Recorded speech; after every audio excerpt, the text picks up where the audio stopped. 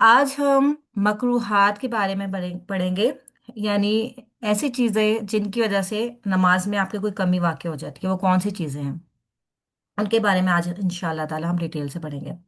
اس سے پہلے کچھ ایسی ٹرمز ہیں جن کے بارے میں مختصراً ان کی تعریف دیکھ لیتے ہیں۔ الحمدللہ آپ میں سے جو اسٹوڈنٹس ہیں اور جنہوں نے لاسٹ سیمسٹر میں بھی پڑھا تھا ان کو ان ٹرمز کے بارے میں الحمدللہ پتہ ہوگا۔ تو دیکھیے، ایک ٹرم آپ لوگ اکثر سنتے ہیں، واجب۔ تو واجب کیا ہے بیسیکلی؟ واجب کا آپ اپوزٹ سمجھ لیں کہ حرام ہے۔ ٹھیک ہے، تو واجب وہ چیز ہے، وہ کام ہے جس کو شریعت نے کرنے کے لیے لازمی حکم دیا ہو کہ یعنی وہ کام آپ کو کرنا ہے۔ یعنی اس کی مثال آپ لے سکتے ہیں کہ ایک دن میں 5 وقت کی جو فرض نمازیں ہیں وہ، یا اسی طرح سے رمضان کے روزے، یا زکوٰۃ ادا کرنا، یا حج ادا کرنا، یہ سب چیزیں جو ہیں وہ واجب ہیں۔ اور واجب کے لیے ہی مختلف الفاظ بھی استعمال ہوتے ہیں۔ کوئی واجب کو واجب کہتا ہے، کوئی اس کو فرض کہتا ہے، کوئی فریضہ، کوئی ضروری، کچھ بھی اس طرح کے آپ ٹرمز استعمال کیے جا سکتے ہیں۔ واجب کے لیے یہ ہے کہ واجب کو ادا کرنے والے کو ثواب ملے گا، اور جو واجب ادا نہیں کرے گا اس کو گناہ ملے گا۔ ٹھیک ہے، یعنی واجب کو آپ اس طریقے سے بھی سمجھ سکتے ہیں کہ واجب وہ کام ہے کہ اگر آپ وہ کریں گے تو آپ کو ثواب ملے گا، اور اگر آپ وہ نہیں کریں گے، اس کو چھوڑ دیں گے، تو اس کو آپ کو گناہ ملے گا پھر۔ اس کے بعد ہے مندوب۔ مندوب وہی ہے جیسے کہ آپ نے یوزولی ٹرم سنی ہوں گی، مستحب، کہ یہ کام کرنا مستحب ہے، یا یہ کام کرنا سنت ہے، یا یہ مسنون ہے، یا نفل ہے، یہ سب چیزیں مندوب کہلاتی ہیں۔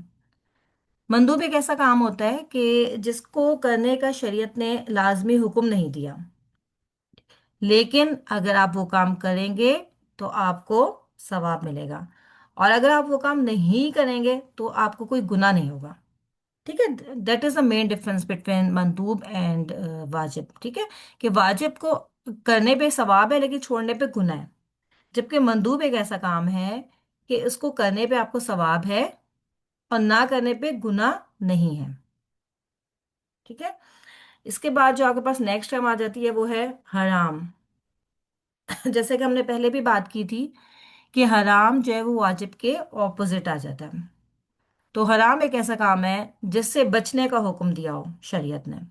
ٹھیک ہے، واجب کو کرنے کا حکم دیا تھا، جبکہ حرام سے بچنے کا حکم دیا ہے۔ اور اگر کوئی حرام سے بچے گا تو اس کو ثواب ملے گا، اور اگر کوئی حرام کام کا ارتکاب کرے گا تو اس کو گناہ ملے گا۔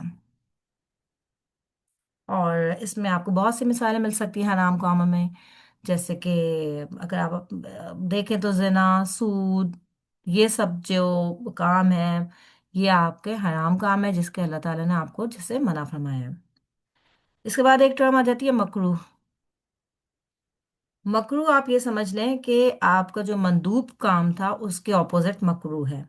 مندوب میں کیا تھا کہ کرنے والے کو ثواب تھا اور چھوڑنے والے کو گناہ نہیں تھا۔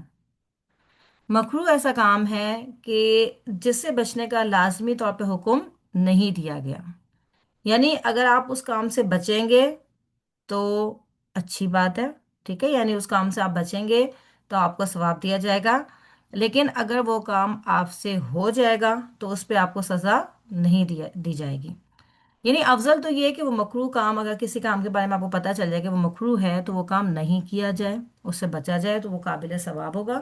لیکن اگر کبھی وہ کام ہو بھی جاتا ہے تو اس پہ گناہ نہیں ہوگا۔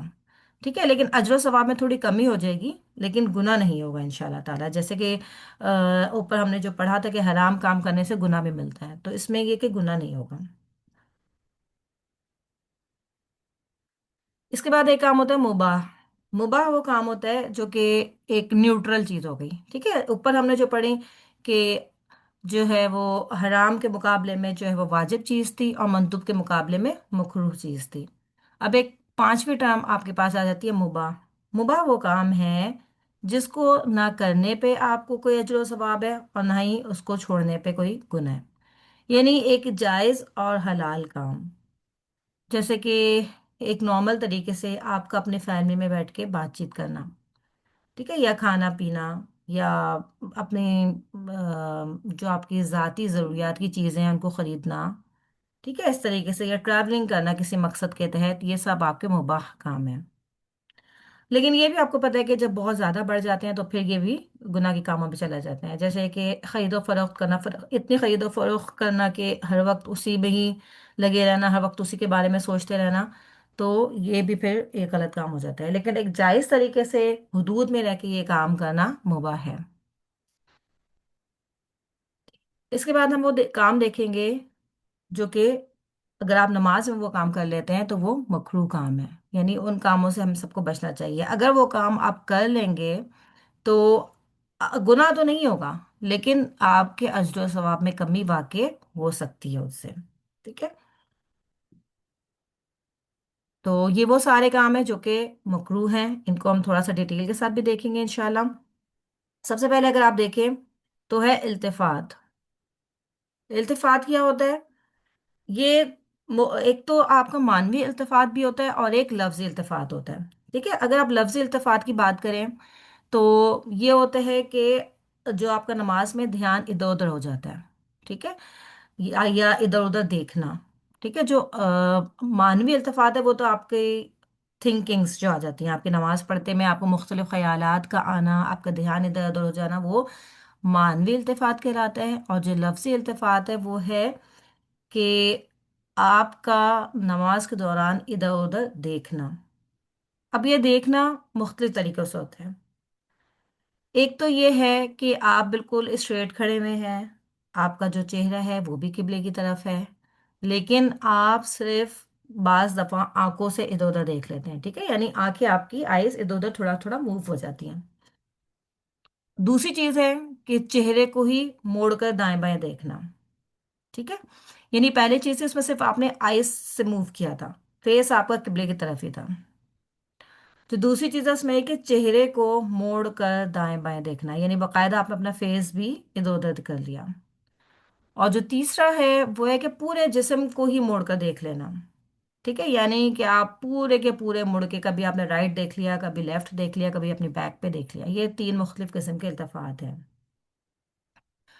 इसमें यह है कि अगर तो आपने ज़रूरत के तहत दाएं बाएं देखा है तो उससे नमाज बातिल नहीं होगी। यानी अगर सिर्फ आप स्ट्रेट खड़े में, आपका चेहरा भी किबले की तरफ है और आपने सिर्फ नज़रों से हल्का फुल्का इधर उधर देख लिया है तो उससे आपकी नमाज बातिल नहीं होगी। लेट सपोज कि आपको फील होता है कि कोई कोई कीड़ा सा है वो आपकी तरफ आने वाला है। समटाइम्स इंसान को नमाज के अंदर ये ख्याल आता है, और अगर आपने हल्का सा अपनी आईज को मूव करके इस चीज़ की कंफर्मेशन कर ली कि कोई कीड़ा आपकी तरफ आ रहा है या नहीं, तो उसमें फिर क्या है कि आप इतने इतनी आपको इजाज़त है, ठीक है, कि आप इस तरह से कर सकते हैं। अच्छा, इसके अलावा आपको ये भी पता है कि जब नमाज के दौरान अगर बहुत ज़्यादा ख्यालात आ रहे हों, यानी मुसलसल इंसान कुछ शैतान शैतानी ख्यालात में डूबा हुआ हो ड्यूरिंग नमाज, तो उसको इस बात की इजाज़त है, बल्कि उसको ये बात काम करना भी चाहिए कि वो अपने बाएं तरफ थू थू थू करके और आउज़ बिल्लाहि मिनश शैतानिर रजीम पढ़ ले। ठीक है, अगर बहुत ज़्यादा आपको ख्यालात आ रहे हों, वसवसे आ रहे हों और आप नमाज से फोकस नहीं कर रहे हो, तो ये तरीका है, तो इसकी इजाज़त है। ठीक है, तो इसकी इजाज़त है, इतना इल्तफात इस तरह से आप कर सकते हैं।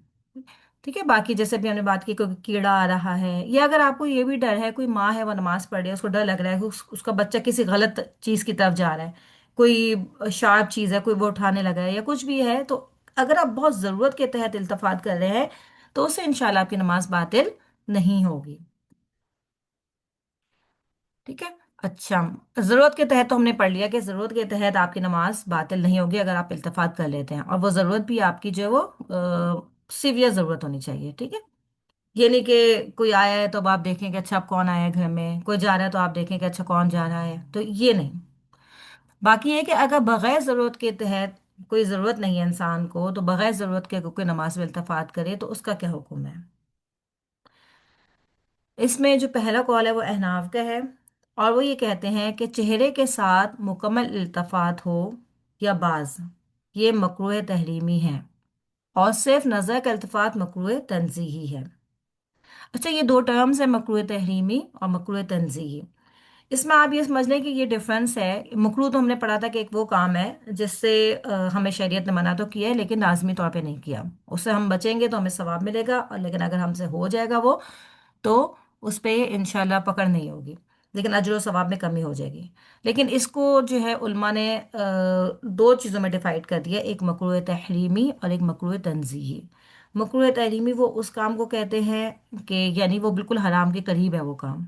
ठीक है, एक ऐसा काम जो कि हराम के करीब है वो मकरूह तहरीमी कहलाता है। और जैसे कि जो हराम के करीब नहीं है वो मकरूह तंजीही कहलाता है। तो अहनाफ का ये कॉल था कि अगर सिर्फ चेहरे के साथ मुकम्मल इल्तफात हो या बास, यानी चेहरा अगर इंसान ने बाकायदा अपना मूव कर लिया तो ये मकरूह तहरीमी है, और अगर सिर्फ नजरों के साथ इधर उधर मूव किया तो ये मकरूह तंजीही है। अच्छा, दूसरा कॉल है मालिकिया और हनाबला का। वो ये कहते हैं कि इल्तफात सारे के सारा मकरूह है, इससे नमाज बातिल नहीं होती, हत्ता कि पूरा जिस्म भी मुड़ जाए और सिर्फ पाँव किबले के सिमत में हो। ठीक है, यानी वो कहते हैं कि आप पूरा का पूरा भी इधर उधर मूव हो रहे हैं तो वो सिर्फ मकरूह है, उससे आपकी नमाज बातिल नहीं होगी। और जो तीसरा कौल है वो शाफिया का है, और वो ये कहते हैं कि आंखों से इल्तिफात मकरूह है और चेहरे से इल्तिफात हराम है। अब इन सब के पास अपने अपने दलाइल भी हैं, उनको भी हम देख लेंगे, लेकिन राजिह जो है इन सब का कॉल, इन सब में जो राजिह कॉल है वो ये है कि अगर ज़रूरत के तहत है तो वो जायज़ है, और बिला ज़रूरत अगर सिर्फ आंखों से इल्तिफात किया जा रहा है तो वो मकरूह है। लेकिन अगर चेहरे के साथ किया तो कराहत उसकी फिर बढ़ जाती है, और अगर पूरे जिस्म के साथ किया तो उससे मुमकिन है कि आपकी नमाज ही बातिल हो जाए। ठीक है, यानी ज़रूरत के तहत जायज़ है। और हम इसकी मिसालें भी पढ़ेंगे कि कौन से ऐसे मौके गुजरे हैं जब नबी पाक सल्लल्लाहु अलैहि वसल्लम और सहाबा कराम की ज़िंदगियों से हमें पता चलेगा कि वो भी नमाज के अंदर उन्होंने हल्की फुल्की मूवमेंट्स की हैं। ठीक है, यह भी हम इंशाल्लाह इसके बारे में जब पढ़ेंगे दलाइल तो हम ये देखेंगे। हज़रत आयशा रज़ी अल्लाह ताला अन्हा बयान करती हैं कि मैंने रसूलुल्लाह सल्लल्लाहु अलैहि वसल्लम से नमाज में इधर उधर देखने के बारे में पूछा, तो आपने फरमाया कि ये तो एक झपट है जो शैतान बंदे की नमाज से अचानक झपट लेता है। यानी आप ये देखें कि शैतान की पहली कोशिश तो ये होती है कि वो आपको नमाज पढ़ने ही नहीं दे, और अगर आप हिम्मत करके अल्लाह की तौफीक से नमाज की तरफ आ भी जाते हैं तो फिर शैतान की कोशिश क्या होती है कि वो आपकी नमाज को इस तरीके से बना दे कि वो आपको समझ नहीं आए कि आप पढ़ क्या रहे हैं। ठीक है, इतने ज़्यादा वो ख्यालात वगैरह डाल रहा होता है, और वही समटाइम्स क्या करवाता है कि आपसे मानवी इल्तफात तो होते ही उसकी तरफ से, बाकी समटाइम्स वो आपसे लफ्ज़ी इल्तफात भी करवा लेता है कि आप इधर उधर देखने भी लग जाते हैं, वो आपके दिल में ख्यालात डालता रहता है कि ये कर लो वो कर लो ये वो इस तरह की चीज़ें। तो कोशिश यही करनी चाहिए हत्तुल इम्कान कि इन चीज़ों से अपने आप को बचाया जाए। ठीक है, लेकिन ये है कि अगर आपको ज़रूरत के तहत इल्तिफात करना भी पड़े, आप आगे पीछे अगर आपको होना भी पड़े तो उसकी इजाज़त है। ठीक है, यानी इसमें आपको इंशाल्लाह आगे मिसालें भी मिलेंगी कि आप देखें कि जब नबी पाक सल्लल्लाहु अलैहि वसल्लम नफिल नमाज में, तो आपको पता ही है कि एक दफ़ा हज़रत आयशा घर पे आई थी, तो आप सल्लल्लाहु अलैहि वसल्लम नमाज पढ़ रहे थे, तो आप ने अपनी नमाज के दौरान ही जाके गेट खोला था और आके अपनी नमाज को वहीं से कंटिन्यू किया था। इसके अलावा जब नबी पाक सल्लल्लाहु अलैहि वसल्लम अपनी हालत नज़ा में थे, तो जब भी आपको पता है कि जब आप नहीं बाहर आ पा रहे थे तो हज़रत अबू बकर सिद्दीक़ रज़ी अल्लाह ताला अन्हो को आपने नमाज का हुक्म दिया था, और जब वो आए नमाज पढ़ा रहे थे तो उस पर नबी पाक सल्लल्लाहु अलैहि वसल्लम सहाबा के साथ खुद बाहर आए थे, तो हज़रत अबू बकर ने मुड़ के, यानी उन्होंने नबी पाक सल्लल्लाहु अलैहि वसल्लम को जगह देनी चाहिए थी कि आप आके जमात करवाएं। तो यहाँ से आपको छोटी छोटी मिसालें मिलती हैं, लेकिन वो सब ज़रूरत के तहत था।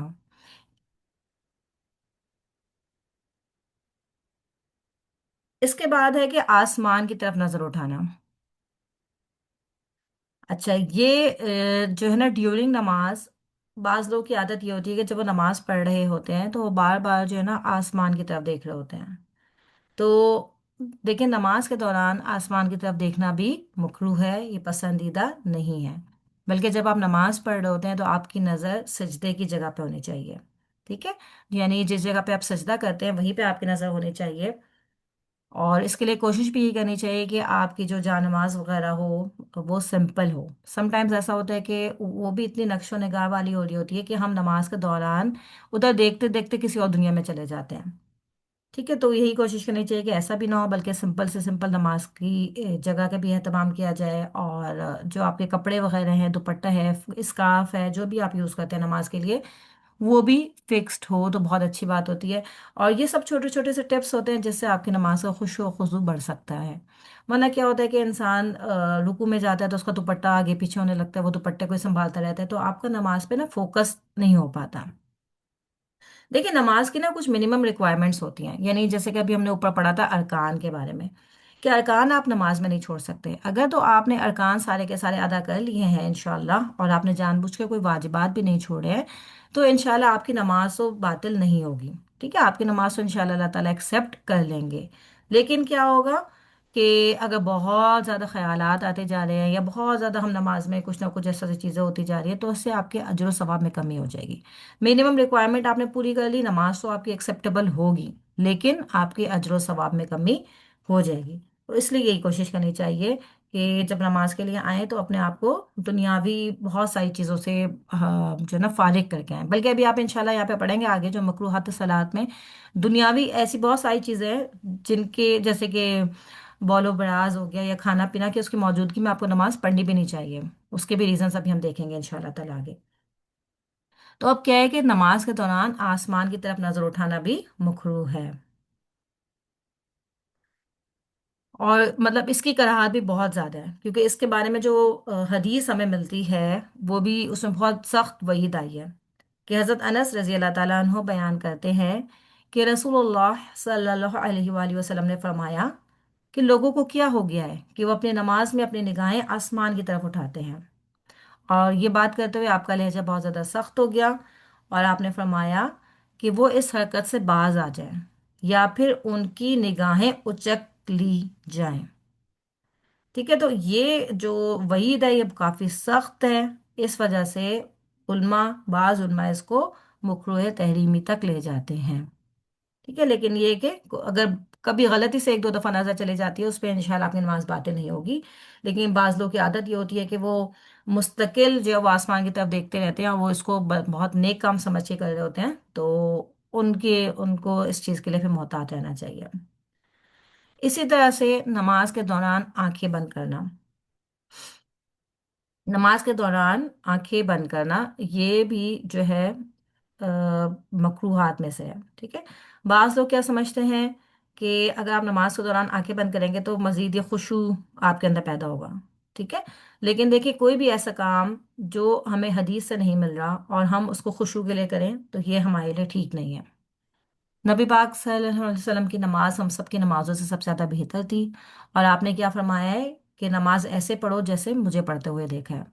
اگر آپ آنکھیں بند کرنا نماز کے دوران کوئی بہت زیادہ خشوع کی علامت ہوتی تو نبی پاک صلی اللہ علیہ وآلہ وسلم ضرور پھر یہ کام کرتے ہیں. ٹھیک ہے، لیکن آپ کی زندگی سے ہمیں کبھی بھی نہیں ملتا کہ آپ نے کبھی ایسا کیا ہو.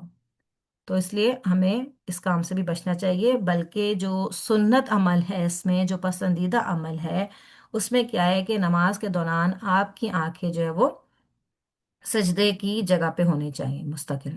ٹھیک ہے، جو پسندیدہ عمل ہے وہ یہی ہے. اور اس کے بارے میں جو ہے مختلف لوگوں نے اس کے مختلف ریزنز بیان کیے ہیں کہ جو انسان نماز کے دوران آنکھیں بند کرتا ہے تو اس لیے منع کیا گیا ہے کیونکہ یہ یہودیوں کا فعل ہے. ٹھیک ہے، یہودی یہ کام کرتے تھے کہ وہ نماز کے دوران اپنی آنکھیں بند کر لیا کرتے تھے. اور سم ٹائمز یہ بھی ہوتا ہے کہ اب آپ آنکھیں بند کر کے نماز پڑھ رہے ہوتے ہیں تو آنکھیں بند کر کے ہوتے تھے آپ کے اوپر نیند کا بھی جو ہے غلبہ آ سکتا ہے. تو اس لیے بھی بچنا چاہیے. ٹھیک ہے.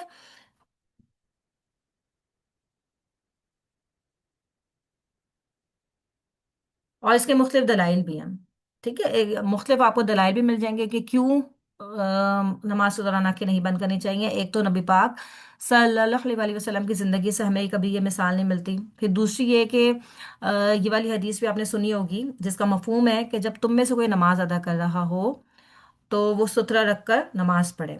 ٹھیک ہے، اور اگر پھر بھی کوئی اس کے آگے سے گزرنے کی کوشش کرے، یعنی کوئی شخص سترے اور نمازی کے درمیان میں سے گزرنے کی کوشش کرے، तो नमाजी को चाहिए कि वो उसको फिर अपने हाथ से रोके, ठीक है, यानी उसको रोकना चाहिए उसको। और वो नहीं रुकता तो उससे लड़ाई करे फिर। अच्छा, अब आप ये बताएं कि अगर कोई इंसान आंखें बंद करके नमाज पढ़ रहा होगा, तो अगर कोई उसके सामने से गुजरेगा तो उसको पता कैसे चलेगा? जब वो देख ही नहीं सकेगा तो उसको कैसे पता चलेगा? तो इसीलिए भी ये हदीस इस बात की दलील है कि नमाज के दौरान आपकी आइज़ खुली होनी चाहिए और सजदे की जगह पे होनी चाहिए। इसके बाद है कि अपने जिस्म जाए नमाज में ऐसी चीज़ों को देखना जो नमाज से गाफिल कर दे। अच्छा, ये भी आपने बहुत कॉमनली देखा होगा, स्पेशली जो है वो टीनेजर्स में ये चीज़ होती है कि समटाइम्स उनके कपड़े इतने अट्रैक्टिव होते हैं, या तो चूड़ियाँ चूड़ियाँ पहनी होती हैं, या कुछ इस तरह की चीज़ होती है कि वो नमाज के दौरान ना उन चीज़ों से खेलने लग जाते हैं। और स्पेशली ये चीज़ आपको ना बाजमात नमाज में बहुत नज़र आती है, क्योंकि उसमें होता है कि इमाम साहब तिलावत कर रहे होते हैं, तरावी वगैरह में भी ये चीज़ हो सकती होती है कि इमाम साहब तिलावत कर रहे होते हैं, अब पीछे इंसान जो है वो होता है कि भाई फारिग है, तो क्या करता है कि वो अपनी चीज़ों से खेलना शुरू कर देता है। तो ये चीज़ भी नमाज को आपके उसके अजर सवाब में कमी का बायस बन सकता है। देखिए, हमारा काम ये होता है कि आप नमाज से फोकस करें और नमाज को समझने की कोशिश करें। होता क्या है कि इमाम साहब जब तिलावत कर रहे होते हैं तो इंसान उसको सुनता ही नहीं है, समटाइम्स वो अपनी ही दुनिया में चला जाता है, तो ये भी नहीं होना चाहिए। इसके लिए भी बेहतर तरीका यही होता है कि हम सबको इतना ज़रूर तर्जुमा आना चाहिए कि हम अपनी नमाज को ज़रूर समझ सकें। ठीक है, जो कम से कम आपकी फ़र्ज़ नमाज है उसमें आप जो जो चीज़ें पढ़ रहे होते हैं, अत्तहियात हो गई या दुरूद हो गया या जो भी सूरह फातिहा है या मज़ीद सूरतें हैं, कम से कम हर इंसान को, हर मुसलमान को इतना ज़रूर आना चाहिए कि आप पूरी की पूरी नमाज को समझ के पढ़ रहे हो, यानी आपको ट्रांसलेशन आती हो हर दुआ की, हर सूरा की, हर तस्बीह की ट्रांसलेशन ज़रूर आती हो। तो उससे फिर जो है ना आपकी नमाज से फोकस भी बढ़ता है। और तरावी के दौरान अगर किसी का ध्यान इधर उधर जाता है तो उसका भी एक बेहतर तरीका ये होता है कि आप ये कोशिश करें कि जैसे कि आइडिया तो हो ही जाता है कि इमाम साहब आज इसकी तिलावत करेंगे, तो उतना जो पोर्शन है उसका भी आप ट्रांसलेशन घर से पढ़ के चले जाएं।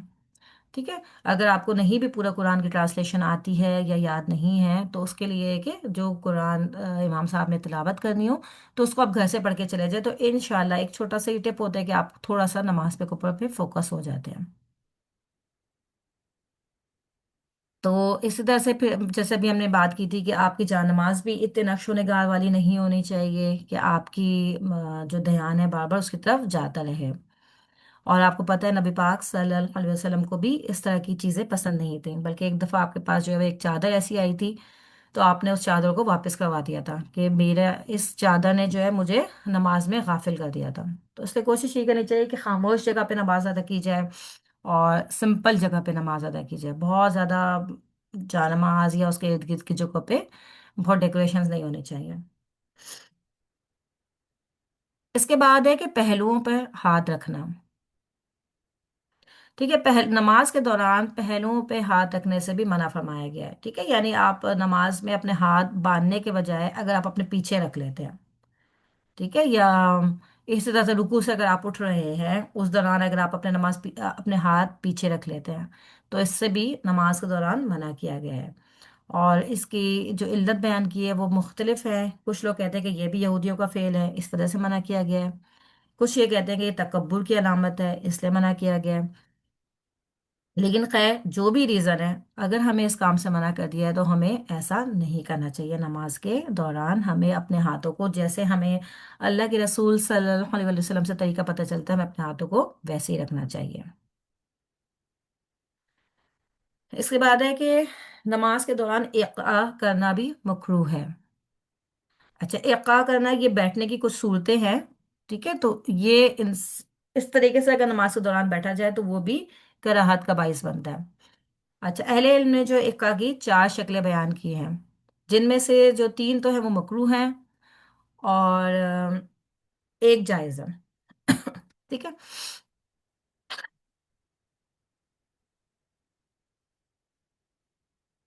अच्छा, पहली जो शक्ल है कि पाँव का ऊपर वाला हिस्सा जमीन में बिछाकर पीछे की जानिब, ठीक है, और इनके एड़ियों वाले हिस्से पे बैठ जाए। मैं आपको ना इनकी पिक्चर्स भी शो कराती हूँ ताकि आप लोगों को थोड़ा सा और क्लियर हो जाए।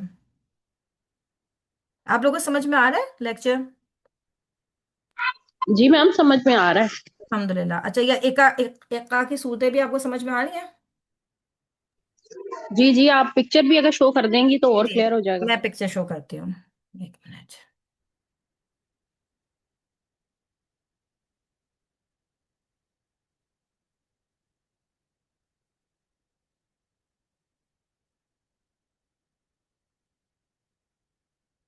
जी।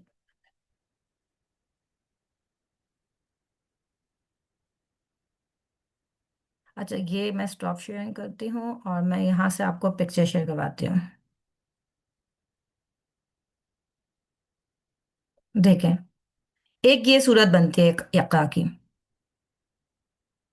अभी जो हमने पढ़ी है ना, वो है, वो ये सूरत है कि आप अपने दोनों पाँवों को पीछे की तरफ आपने, ठीक है, इस तरह से बिछा दिया और आप इस तरह से एड़ियों पे बैठ गए। एक ये सूरत है यक्का की। क्योंकि आपकी जो फिंगर्स हैं इनकी डायरेक्शन भी किबले की तरफ होनी चाहिए, ठीक है, लेकिन इसमें जो है वो बिल्कुल ऑपोजिट जा रही है, पीछे की तरफ जा रही है डायरेक्शन। एक यक्का की सूरत, पहली सूरत जो हमने पढ़ी है वो ये है कि पाँव का ऊपर वाला हिस्सा जमीन में बिछाकर इनकी एड़ियों वाले हिस्से पे बैठ जाए, ठीक है, पहली सूरत ये है। अच्छा, दूसरी सूरत है कि राने और पिंडलियां खड़ी करके हाथ जमीन पर लगाए और शरीर पर बैठ जाए, ठीक है। अच्छा, ये इसकी मुझे पिक्चर नहीं मिली। लेकिन इसको आप इस तरीके से समझ लें कि जैसे कि आप अपनी टांगे आपने ऊपर की हुई हों, जैसे उकड़ू बैठते हैं ना, बेसिकली उकड़ू बैठते हैं, उसी तरह से आपने टांगे ऊपर की तरफ उठाई हुई हो, अपने हाथ आपने अपने पीछे रखे हुए हो, ठीक है, और आप अपने हिप्स के ऊपर बैठे हुए हो। कुछ आप लोग इमेजिन कर पा रहे हैं? मुझे इसकी पिक्चर नहीं मिली थी, मैंने इसकी ड्रॉ की थी, लेकिन वो ड्रॉ वाली भी कहीं गायब हो गई यहाँ से, मैंने खुद उसकी ड्रॉ करके वो की थी। तो अगर आप लोगों को क्लियर नहीं हो रही है, खैर उस तरह से कोई भी नहीं बैठता नमाज में, हम लोगों में से तो अल्हम्दुलिल्लाह, अल्लाह का शुक्र है कि आप लोगों में से भी कोई नहीं बैठता होगा उस तरीके से। वो बिल्कुल ही एक ऑड सी पोजीशन है। उसको में ये है कि मेरे ख्याल से जो बिल्कुल ही अननोन, लाइक बिल्कुल ही जो नॉन मुस्लिम्स होते हैं ना, तो हो सकता है वो लोग इस तरीके से बैठ जाते हो, ठीक है, लेकिन वो यूजुअली ऐसा नहीं होता कि आपके जो है ना सामने की टांगे आपने ऊपर करके खड़ी करके बैठे हो उकड़ू की तरह, और हाथ आपने पीछे रखे हो और आप अपने हिप्स पर बैठ जाए। तो ये भी का की एक सूरत है, ये भी मना है। और तीसरी सूरत है कि दोनों पाँवों को खड़ा कर लें और पुष्ट को इनके दरमियान में करके जमीन पर रख दें, ठीक है। अच्छा, ये जो तीसरी सूरत है ना, ये वाली है, ये मैं आपको दिखाती हूँ।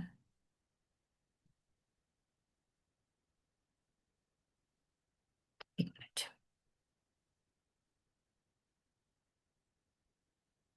एक मिनट। जी, ये जो सूरत है ये है।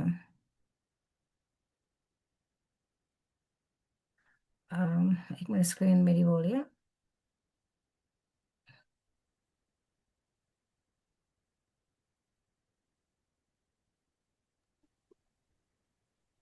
जी मैम, इस पिक्चर से पहले आपने खोली थी ना, वो जी जी वो जी वाली जी जी, होगी। एग्जैक्टली वही है।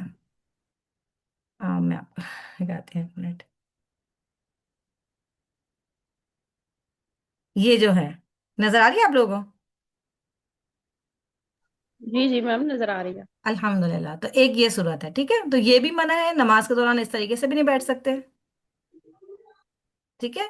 और ये जो सूरत है इस तरीके से भी नहीं बैठ सकते। और जो तीसरी सूरत है वो भी मैंने आप लोगों को बता दी कि वो कौन सी सूरत है, उस तरीके से भी नमाज में नहीं बैठ सकते। अच्छा, अब मैंने ये खोला हुआ है तो मैं साथ में आपको ये तीनों चीजें भी, एक और पिक्चर भी दिखा दूं, अगर आप लोग को ये नजर आ रही हो। अ, ये है इफ्तिराश, ठीक है, ये है अल इक़ा, और ये है तवर्रुक। अच्छा, जैसे कि आप नमाज में बैठते हैं तो ये इफ्तिराश, ये भी ठीक है तरीका बैठने का, ठीक है। अच्छा, इक़ा की जो चौथी सूरत है जो भी हम पढ़ेंगे, जो कि जायज़ है, इक़ा की चौथी सूरत वो ये है, ठीक है। और अतवरुक इस तरीके से होता है कि इसमें आप रिलैक्स होके बैठ जाते हैं, ठीक है। अतवरुक के बारे में भी हमें दो मुख्तलिफ आरा मिलती हैं। एक राय के मुताबिक आप नमाज की जो भी आखिरी रकात होगी उसमें अतवरुक करना सुन्नत है, ठीक है, मर्दों के लिए भी औरतों के लिए भी नमाज की आखिरी रकात में। एक तो ये है। दूसरी जो राय है वो ये है कि नमाज दो तशहुद वाली जो नमाज होती है उसमें आखिरी तशहुद में तवरुक करना चाहिए, जबकि पहले तशहुद में अलिफ तराशी करना चाहिए। ये दोनों आरा मिलती हैं और दोनों काफ़ी हद तक जो है वो पॉजिटिव ही हैं, तो आप दोनों में से कोई भी अपना सकते हैं, उनमें कोई इतना वो नहीं है। ठीक है, एक एक राय के मुताबिक हर नमाज की आखिरी रकत में तवल्लुक करना चाहिए, क्योंकि इसमें रिलैक्स होकर बैठ जाते हैं, लंबी रकत लंबा तशहुद होता है, क्योंकि तशहुद की बात कर रही हूँ, तो उसमें लंबा तशहुद होता है। जबकि दूसरी राय के मुताबिक दो तशहुद वाली नमाज में जो आखिरी तशहुद होता है सिर्फ उसमें तवल्लुक करना चाहिए, जबकि अगर आप दो रकातों वाली नमाज पढ़ रहे हैं तो उसमें आपको अपने आखिरी तशहुद में भी इफ्तराशी करना चाहिए। ये मुख्तलिफ दो आ रहा है, आप दोनों में से कोई भी ले सकते हैं।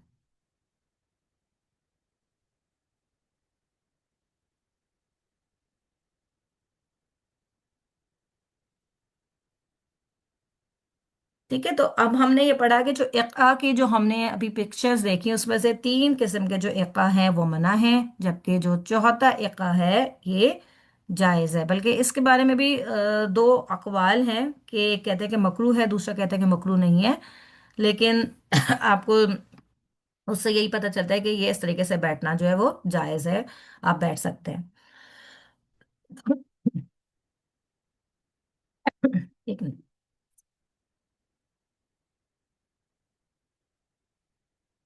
के बाद है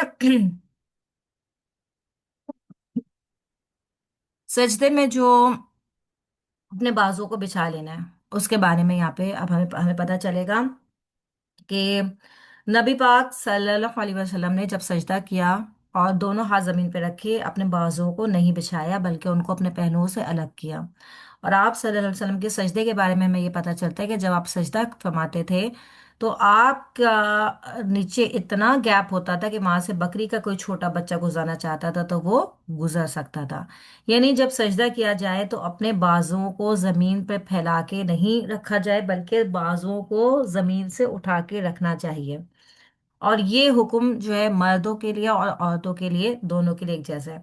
जब नबी पाक सल्लल्लाहु अलैहि वसल्लम ने फरमाया कि सल्लू कमा रई तुमूनी सल्ली, कि तुम ऐसी नमाज पढ़ो जैसे तुमने मुझे नमाज पढ़ते हुए देखा है, तो वहां पे आपने कहीं पे भी डिफरेंस नहीं बयान किया था कि औरतें अलग तरीके से नमाज पढ़े और मर्द अलग तरीके से नमाज पढ़े। इसलिए मर्द और औरत की नमाज में कोई फर्क नहीं है, सिर्फ उनके सतर में फर्क होता है कि जब वो नमाज अदा करेंगे तो ज़ाहिर है औरत का जो सतर है वो डिफरेंट है और मर्द का सतर डिफरेंट है।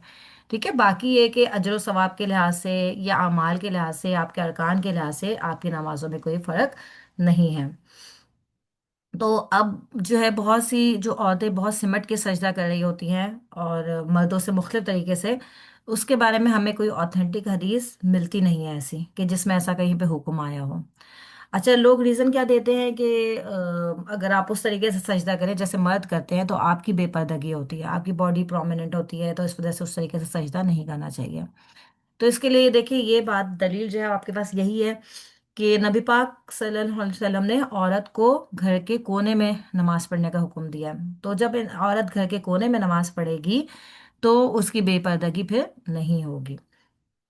ठीक है, लेकिन बाज दफा आपको पब्लिक प्लेसेस पे भी नमाज पढ़नी पड़ती है, बाज दफा ऐसा हो जाता है, तो भी उसमें भी हमें कोशिश यही करनी चाहिए कि बिल्कुल जैसे अगर किसी पार्क में आपको पढ़नी पड़ रही है तो ऐसी जगह पे नहीं पढ़े जहाँ पे बहुत सारे लोग हों। कोई कोशिश करके कोई कोना ढूंढ के वहां पे ही नमाज पढ़ें ताकि आपकी बेपर्दगी वहां पे भी नहीं हो। और इसके बारे में हमें हदीस भी मिलती है कि तुम में से कोई मर्द या औरत अपने बाजू सजदे में इस तरह नहीं बिछाए जिस तरह से कुत्ता बिछाता है। आपने कभी कुत्ते को बैठे हुए देखा होगा, तो आपने देखा कि वो अपने पूरा बाजू निकाल के और पूरा रिलैक्स होके बैठ जाता है ना, तो उस तरीके से सजदे के में बैठने से मना फरमाया गया है। ठीक है, तो जिस तरीके से हमें नबी पाक सल्लल्लाहु अलैहि वसल्लम के तरीके से सजदा पता चलता है, चाहे वो औरत है चाहे वो मर्द है, हमें उसी तरीके को फॉलो करना चाहिए। जब आप सजदा करें तो आपका पेट, पहलू और रान से आपकी कोहनियाँ अलग होनी चाहिए। ठीक है, यानी आपकी जो कोहनियाँ हैं आपके पेट से भी नहीं चिपकी हुई होनी चाहिए, आपकी जो साइड्स होती हैं पहलू उनसे भी नहीं चिपकी होनी चाहिए, और ना ही आपकी लेग्स के साथ चिपकी होनी चाहिए। ठीक है, बल्कि जब आप सजदा करें तो आपकी कोहनियाँ आपकी जमीन से उठी हुई हों और थोड़ा सा इन चीज़ों से दूर हों। इसके बाद है नमाज में खेलना। इसमें भी वही वाली बात है कि कोई इंसान अपने कपड़ों से खेलने लग जाता है, कोई अपने और एक्सेसरीज के साथ खेलने लग जाता है। तो अगर तो बहुत ही इंसान बिल्कुल कभी मामूली सा खेल लिया, गलती से भूल गया वो कभी, जैसे कि मैंने भी बात की कि तरावी में अक्सर इंसान के साथ ऐसा हो जाता है कि इंसान किसी और दुनिया में चला जाता है। वैसे तो ऑब्वियसली ऐसा नहीं होना चाहिए, लेकिन अगर बहुत कोई मामूली सा ऐसा हो गया है तो भी इंशाल्लाह उसकी नमाज बातिल नहीं होगी। लेकिन अगर कोई इंसान मुस्तकिल इसी काम में लगा हुआ है, मुस्तकिल खेलता जा रहा है, मुस्तकिल तो वो फिर उसकी नमाज बातिल हो जाएगी, क्योंकि वो फिर नमाज में हाजिर ही नहीं है, वो ऐसा हो जाएगा फिर। अच्छा, फिर उसके बाद ये है कि खाने की मौजूदगी में नमाज अदा करना। तो अहले इल्म ने इसके लिए भी दो सूरतें बयान की हैं। एक तो ये है कि खाना बिल्कुल मौजूद हो, बिल्कुल तैयार हो, सामने रखा हुआ हो और आप नमाज के लिए जा रहे हैं।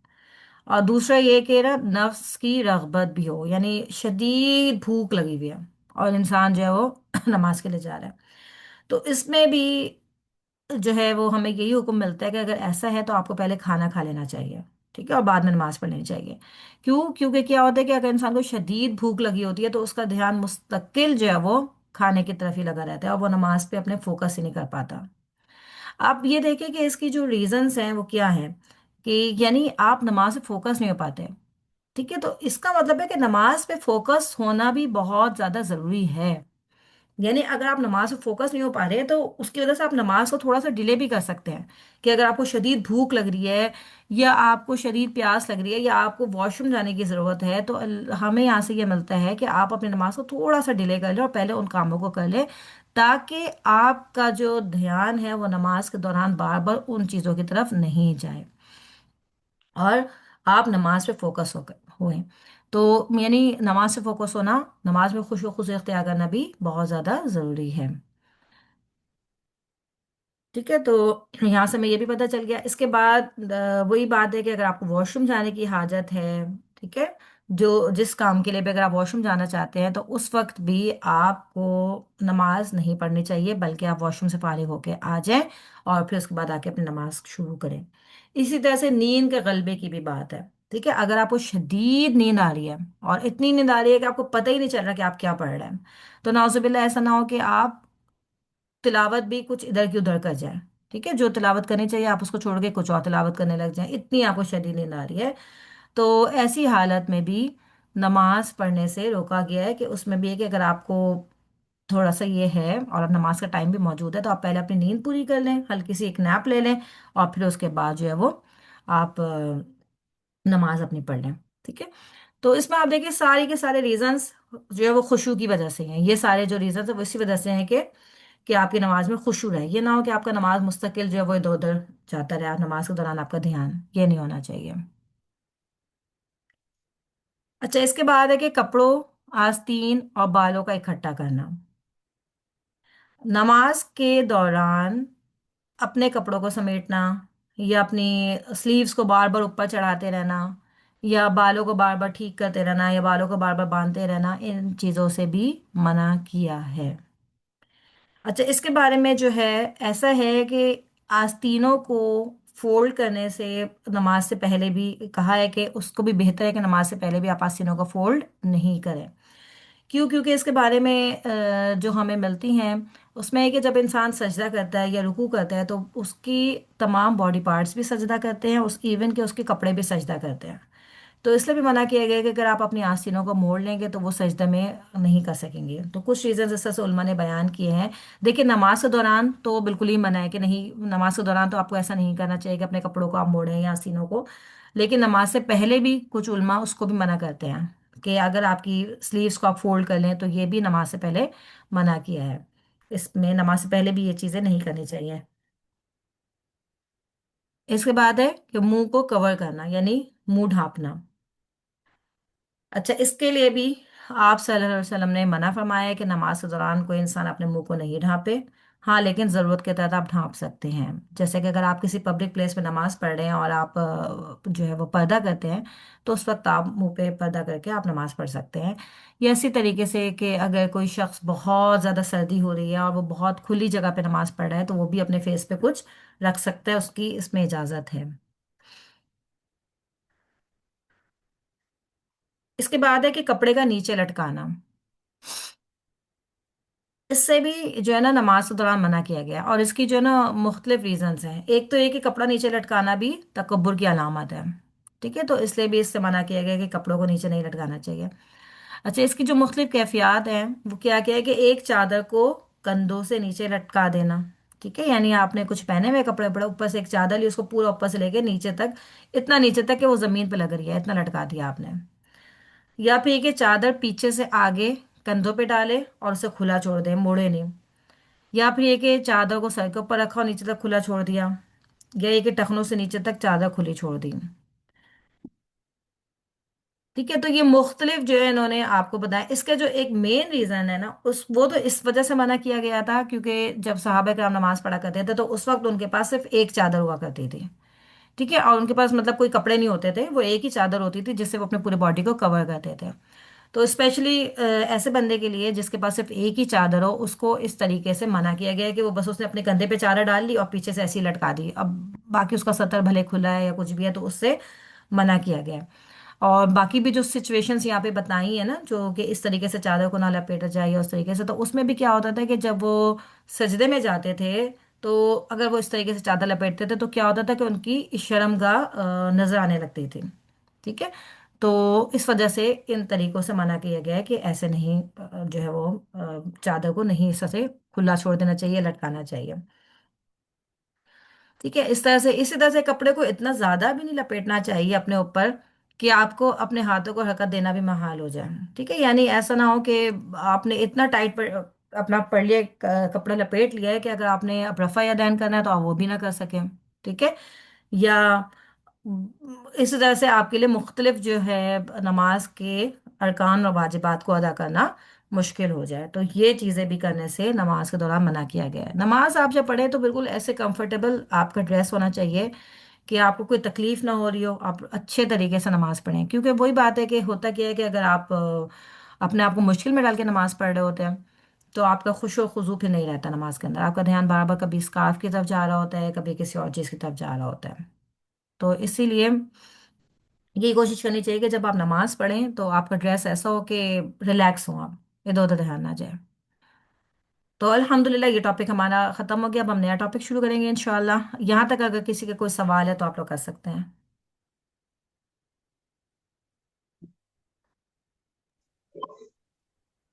नहीं मैम, अभी तक तो अल्हम्दुलिल्लाह, कोई क्योंकि सवाल बिल्कुल अल्हम्दुलिल्लाह।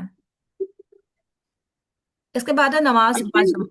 जी ये जो एक कॉमन सी बात है, शायद आपके भी नोटिस में आई हो, कि ये लेडीज के सिमट के नमाज पढ़ने वाली बात ना। जी जी।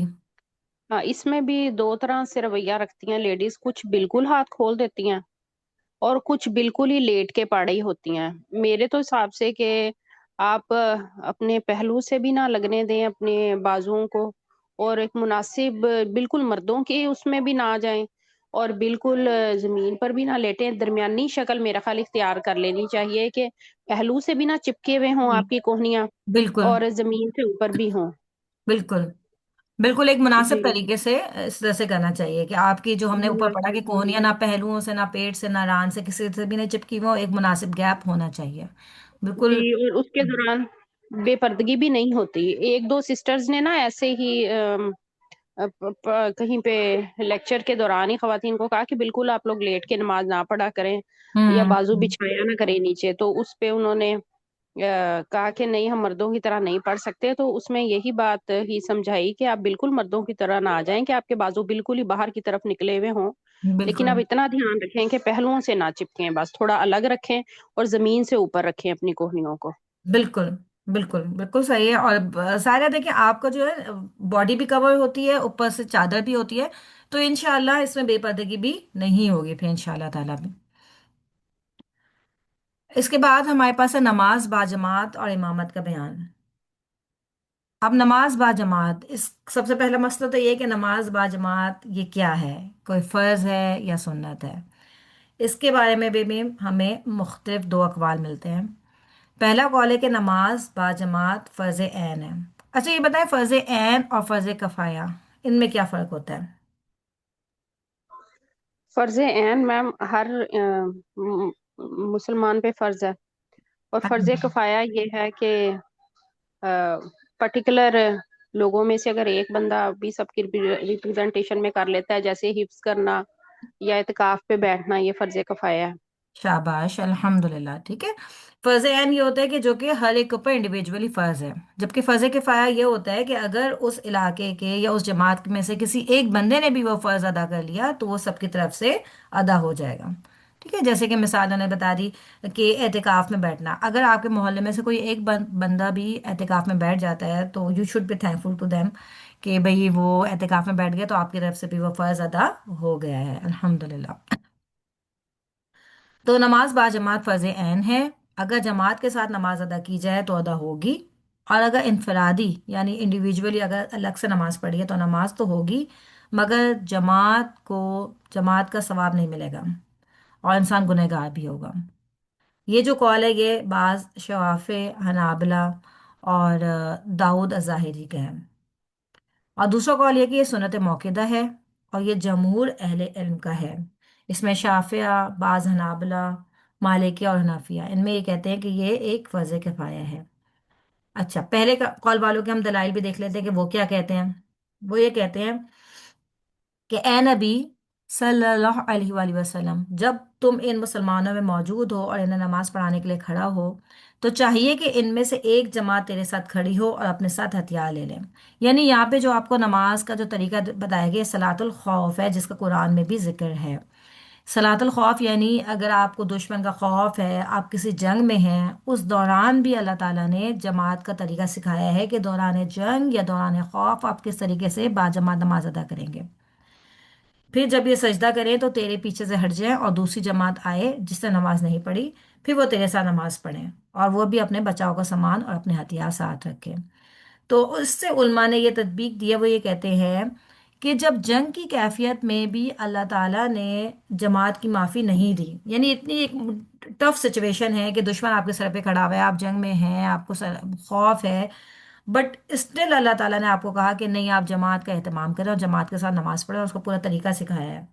तो फिर वो कहते हैं कि फिर एक आम हालात में जबकि आप सुकून में हैं, अमन में हैं, तो उसमें तो नमाज बाजमात उससे भी ज़्यादा ज़रूरी चीज़ है।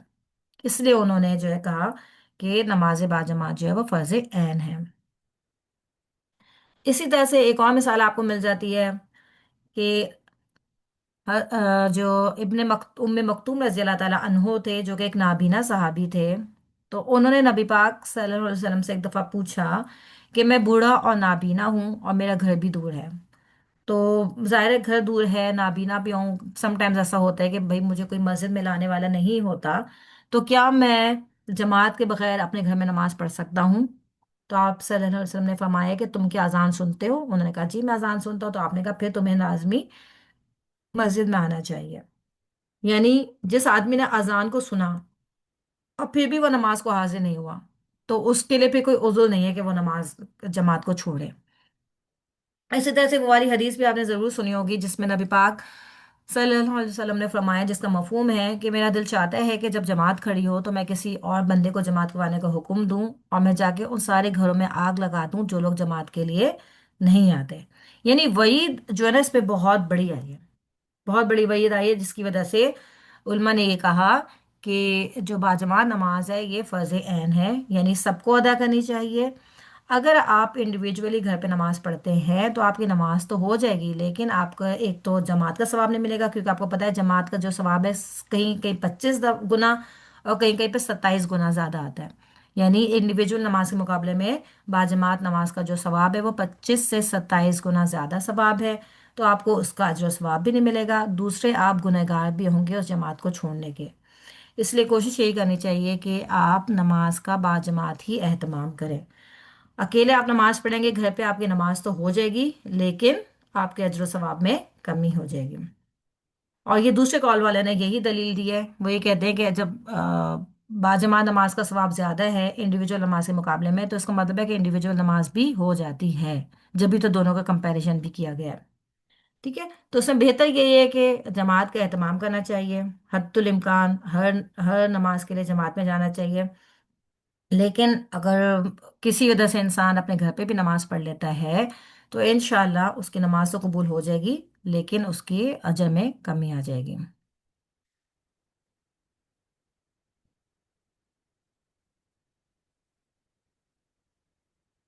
अब ये कि जमात वाजिब किन लोगों पर है। तो जो बाजमात नमाज है ये मर्दों पर फर्ज है, ठीक है, औरतों पर फर्ज नहीं है। औरतें अगर चली जाती हैं तो बहुत अच्छी बात है, मतलब जहाँ पे उनके लिए इजी है और सारे पर्दे का एहतमाम है, अगर वो भी चली जाती हैं तो वेल एंड गुड, बट ये है कि उन पर फर्ज नहीं है। जो फर्ज है वो मर्दों पे है। और मर्दों में से भी जो अक्लमंद है, आकिल, बालिग, आज़ाद, ठीक है। क्योंकि यानी बालिग से मुराद ये कि अगर कोई बच्चा भी जमात के लिए जा रहा है तो बहुत अच्छी बात है, आप उसको रोकेंगे नहीं, लेकिन उस पर फर्ज नहीं है, ठीक है। इसी तरह से गुलाम के ऊपर भी बाजमात नमाज फर्ज नहीं है, क्योंकि गुलाम अपने आका का गुलाम होता है। और उसको अगर उसका मालिक नहीं जाने देता तो वो बेचारा नहीं जा सकता, वो मजबूर होता है, इस वजह से भी उसको यानी ये कि गुनाह गुनाह से वो बचाया है कि उसके ऊपर फिर फर्ज नहीं है। अगर वो चला जाता है तो बहुत अच्छी बात है, नहीं भी जा सकता किसी मजबूरी की वजह से तो उसको अल्लाह ने उसको ऊपर फर्ज नहीं की है ये। फिर इसके बाद हमारे पास है कि औरत का इमामत करवाना, कि क्या औरत इमामत करवा सकती है या नहीं करवा सकती। अच्छा, इसके बारे में भी हमारे पास मुख्तलिफ कंडीशंस आ जाती हैं। एक आ जाता है कि औरत का मर्द की इमामत करवाना। क्या एक औरत मर्द की इमामत करवा सकती है। तो इसके बारे में जो राजे कौल है वो यही कि एक औरत मर्दों की इमामत नहीं करवा सकती, किसी भी सूरत में नहीं करवा सकती। चाहे उसका महरम मर्द हो या नामहरम हो, चाहे नामहरम दो हों या दो से ज्यादा हों, तो एक औरत मर्दों की इमामत नहीं करवा सकती, इससे मना फरमाया गया है। और इसकी रीजन भी जो है वो दलील क्या है कि अल्लाह ताला ने मर्दों को औरतों पे कवाम बनाया है, ठीक है। इसी तरह से ये भी अब मना फरमाया गया है कि वो कौम कभी कामयाब नहीं हो सकती जो अपने मामलात औरतों के सुपुर्द कर दे। यानी जहाँ पे हुकूमत वगैरह भी औरतों के हाथों में दे दी जाती है तो उसके बारे में भी यहाँ पे ये बात फरमाई गई है। तो इसलिए ये बात जायज़ नहीं है कि कोई औरत किसी मर्द की इमामत करवाए, ये सही नहीं है।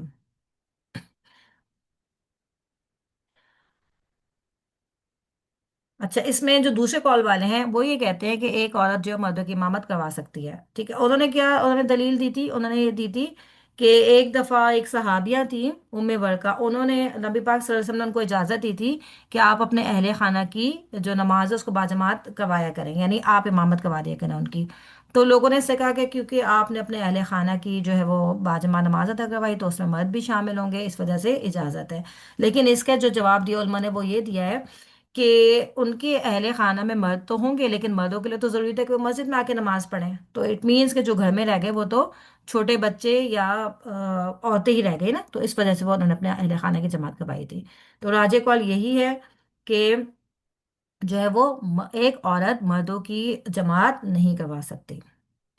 और दूसरी बात ये कि मर्द और औरत भी बराबर में खड़े होकर नमाज नहीं पढ़ सकते हैं, ठीक है। लेट सपोज ये कि एक मर्द अगर एक औरत की जमात करवा रहा है, ये भी होता है समटाइम्स के आपके हस्बैंड हैं और आप हैं और आप लोग कहते हैं हम लोग बाजमात नमाज पढ़ लें, तो ऐसा नहीं होगा। जैसे कि आपको पता है जब दो लोग बाजमात नमाज अदा करते हैं, जब दो मर्द बाजमात नमाज अदा करते हैं तो दोनों बराबर में खड़े होते हैं, ठीक है। यूजुअली तो क्या होता है कि इमाम आगे होते हैं, फिर पीछे एक सफ बनती है, फिर पीछे एक सफ बनती है।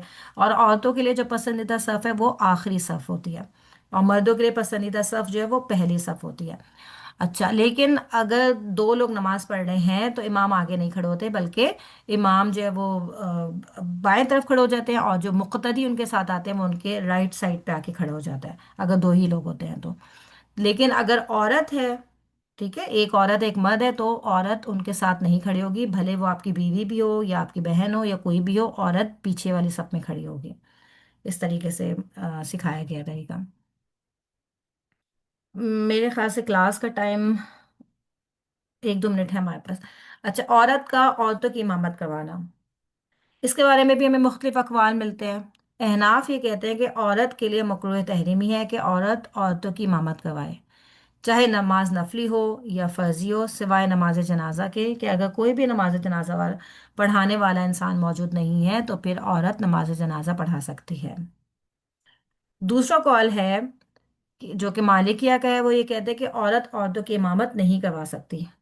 वो कहते हैं कि इससे क्या होगा कि जो मुक़त्तदी औरतें हैं उनकी नमाज बातिल हो जाएगी और उनको नमाज दोबारा पढ़नी पड़ेगी।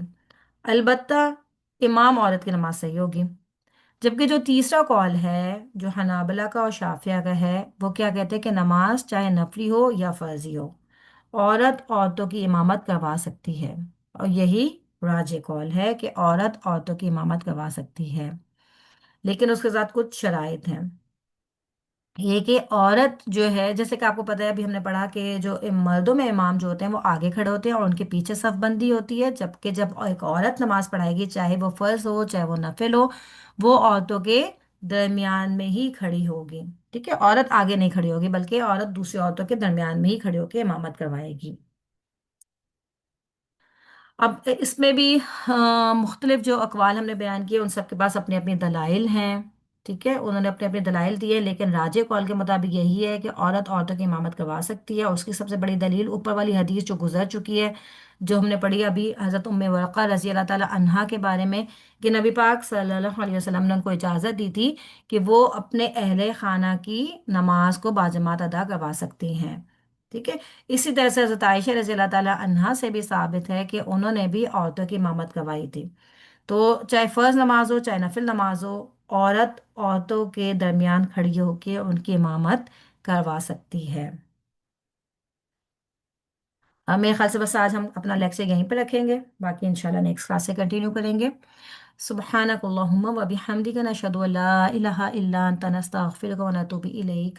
ربنا تقبل منا انک انت السمیع العلیم وتب علینا انک انت التواب الرحیم۔ آمین۔ اللہ تعالیٰ آپ سب کے ایفرٹس کو بہترین طریقے سے قبول فرمائے۔ اللہ تعالیٰ ہم سب کو دین کی راہ پہ استقامت اختیار کرنے کی توفیق دے۔ آمین آمین۔